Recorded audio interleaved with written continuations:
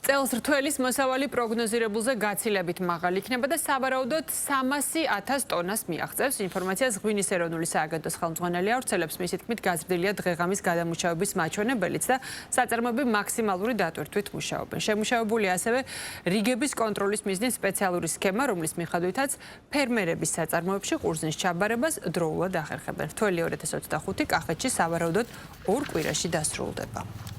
რიგების კონტროლის მიზნით ჩვენ გვაქვს შემუშავებული შემდეგი სქემა, ყოველდღიურად შტაბის მიერ შესაბამის სოფლის რწმუნებულებს ეძლევა ეგრეთ წოდებული დღეღამური გადამუშავების კვოტები, მათ შორის მიმართულებები ქარხნებში. კიდევ ერთხელ მოუწოდებ მოსახლეობას, რომ აუცილებლად დაუჯერონ, აუცილებლად მიიღონ ინფორმაცია თავისი რწმუნებულებისგან და უკვე შემდგომ დაიწყონ კრეფა და მივიდნენ სწორედ იმ ქარხანაში, რომლის შესახებაც ინფორმაცია ექნება სოფლის რწმუნებულს.